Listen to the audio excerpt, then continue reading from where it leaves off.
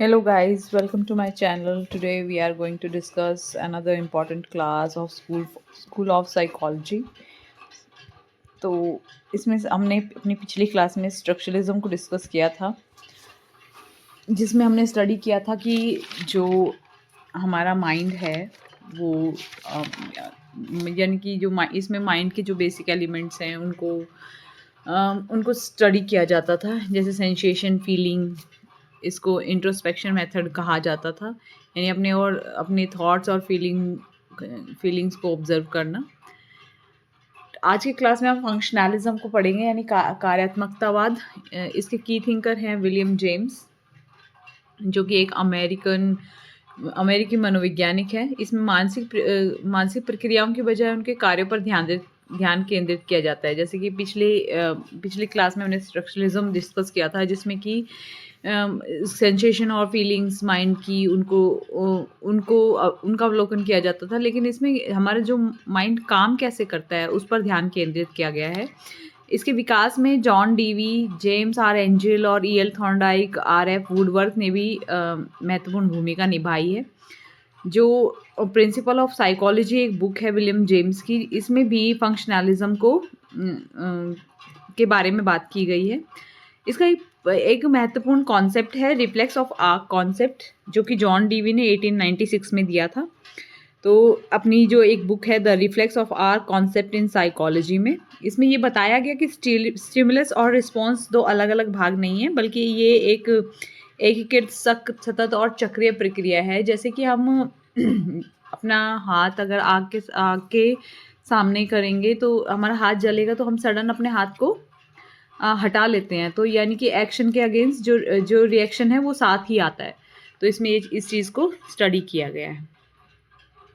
इसके बाद हम पढ़ेंगे बिहेवियरिज्म यानी व्यवहारवाद। इसके जो की थिंकर हैं वो जॉन बी वॉटसन है, इन व्यवहारवाद की स्थापना 1913 में हुई। जो व्यवहारवाद है, इसमें आंतरिक मानसिक प्रक्रियाओं की बजाय जो व्यवहार हम स्टडी कर सकते हैं, जिसका अवलोकन किया जा सकता है, मापने योग्य जो व्यवहार है उसको उस पर ध्यान केंद्रित किया गया।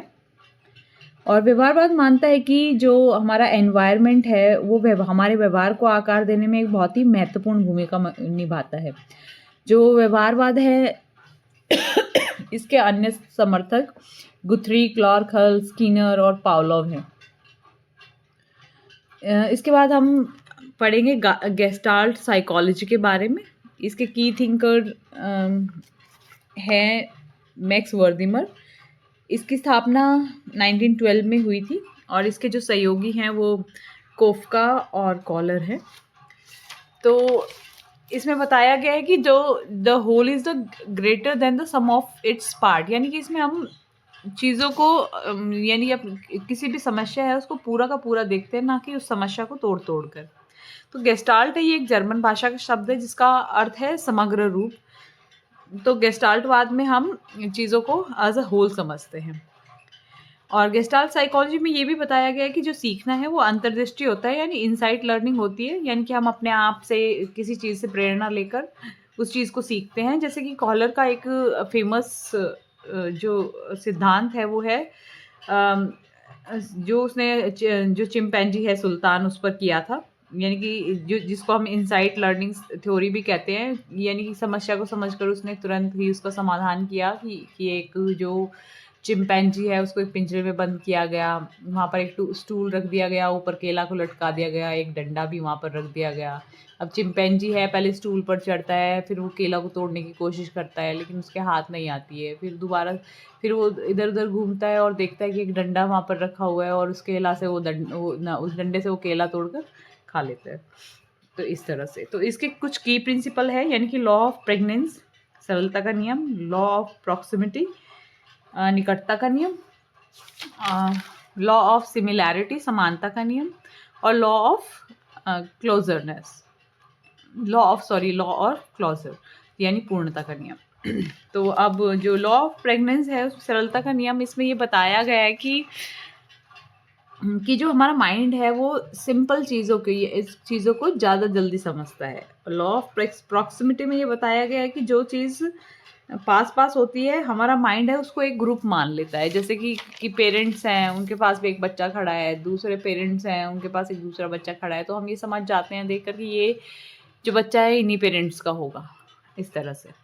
लॉ ऑफ सिमिलैरिटी यानी समानता का नियम, तो इसमें हम ये देखते हैं कि जो वस्तुएं एक जैसी दिखाई देती है हम उसे एक समूह मानते हैं। यानी कि जैसे बॉल बॉल वाला एक समूह और ट्रायंगल्स वाला एक समूह, इस तरह से हमने छोटी कक्षाओं में पढ़ा भी था। लॉ ऑफ क्लोजर यानी पूर्णता का नियम, यानी कि हमारा माइंड है जो अधूरी आकृति को पूरा कर लेता है। जैसे कि एक जो हमारे जब छोटे थे तो हम जब अपनी कक्षाओं में पढ़ते थे कि जो नोटबुक होती थी उस पर डॉट्स लगे हुए होते थे या नंबरिंग होती थी, और हम उसको देखकर ही समझ जाते थे कि इस चीज़ की आकृति है। तो इस तरह से हमारा माइंड अधूरी आकृति को भी अपने आप पूरा करने की क्षमता रखता है।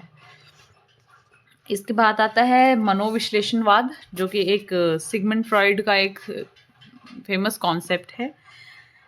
यानी कि सिगमंड फ्रॉइड ने बनाया, ये अनकॉन्शियस माइंड का कॉन्सेप्ट है, कि कहता है कि मानव व्यवहार का एक बड़ा जो हिस्सा है ना वो अचेतन मन से प्रभावित है। यानी कि अपनी दबी हुई इच्छाएं, उसके बचपन के जो अनुभव होते हैं उससे। आपने इसमें पढ़ा भी होगा ईडिगो और सुपर ईगो का कॉन्सेप्ट। यानी कि ईड होता है जो हमारी दबी हुई इच्छाएं उसको सिंबलाइज करता है, ईगो हम जो हमारी रियलिटी है जिसमें हम जीते हैं, और सुपर ईगो जो हमारा मॉरलिटी वाला पार्ट होता है। तो इसके की कॉन्सेप्ट जैसे ड्रीम एनालिसिस और डिफेंस मैकेनिज्म, ये सब चीज़ें। इसके बाद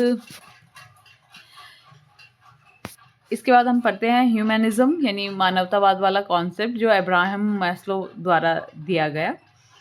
यानी कि मनुष्य है वो सबसे पहले अपनी बुनियादी ज़रूरत पूरा करना चाहेगा, रोटी कपड़ा और मकान। उसके बाद ही वो अपने जीवन की बाकी चीज़ों के बारे में सोचता है। यानी कि एक जो इंसान है जिसके पास रोटी कपड़ा और मकान ही नहीं है, वो बड़ी बड़ी किताबों को पढ़ने के बारे में सोचेगा ही नहीं। तो ये है ह्यूमनिज्म का कॉन्सेप्ट। कार्ल रोजर्स ने भी एक सिद्धांत दिया था, पर्सनल सेंटर्ड थ्योरी, यानी कि व्यक्ति केंद्रित सिद्धांत। यानी कि हर व्यक्ति में विकास करने की एक आंतरिक क्षमता होती है, और वो तभी विकसित होता है जब उसे एक सुरक्षित और सम्मानजनक वातावरण मिलता है।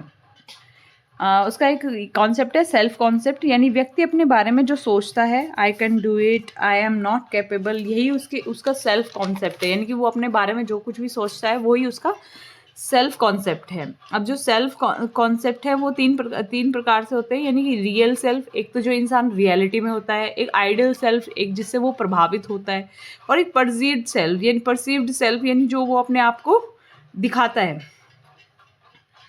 और जो हमारा जो सीखना होता है वो तब होता है जब हमारा रियल सेल्फ और आइडियल सेल्फ उनके बीच में सामंजस्य होता है।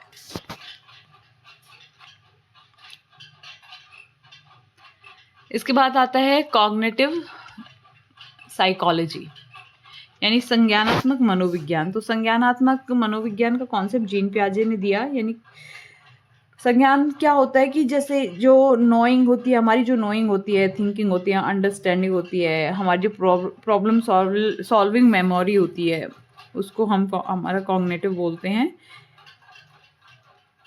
इसमें मानसिक प्रक्रिया जैसे सोच, स्मृति और भाषा का अध्ययन होता है। ये बताता है कि हम जानकारी कैसे प्राप्त करते हैं, उसको कैसे इकट्ठा करते हैं, कैसे हम उसको उपयोग करते हैं। यानी हम अपने संज्ञान को कैसे यूज़ करते हैं। अब संज्ञानात्मक जो मनोविज्ञान है, इसमें कुछ और भी थिंकर्स हैं, जैसे जीन पियाजे है उसने कॉग्निटिव डेवलपमेंट का कॉन्सेप्ट दिया। जेरोम ब्रूनर है, उसने डिस्कवरी लर्निंग का कॉन्सेप्ट दिया। और डेविड ऑसोबेल है, इसने मीनिंगफुल लर्निंग का कॉन्सेप्ट दिया। और उल्रिक नेजियर है, इसने इसे फादर ऑफ कॉग्निटिव साइकोलॉजी बोलते हैं। तो जैसे हम कॉग्निटिव साइकोलॉजी देखते हैं, हम सीधे जीन पियाजे को टिक करते हैं पेपर में, लेकिन ऐसा नहीं करना है। जीन पियाजे कॉग्निटिव डेवलपमेंट वाला कॉन्सेप्ट उन्होंने दिया, और उल्रिक नेजियर ने फादर ऑफ कॉग्निटिव साइकोलॉजी मानते हैं। तो इस तरह से हम अपना स्कूल्स ऑफ साइकोलॉजी वाला चैप्टर आज ख़त्म करते हैं। कल हम वृद्धि और विकास वाला चैप्टर पढ़ेंगे। तो अगर आपको क्लास पसंद आई है तो प्लीज़ क्लास को लाइक कर दीजिए, मेरे चैनल को सब्सक्राइब कीजिए। इसी तरह से हम धीरे धीरे अपने एचटेट की क्लासेस के लिए होने वाले सारे कॉन्सेप्ट्स को पढ़ेंगे और समझेंगे, और बाद में हम इसके एमसीक्यूज़ भी स्टडी करेंगे। तो प्लीज़ क्लास को सब्सक्राइब करें और जुड़े रहिए अगली क्लास के लिए। Stay tuned. Thank you.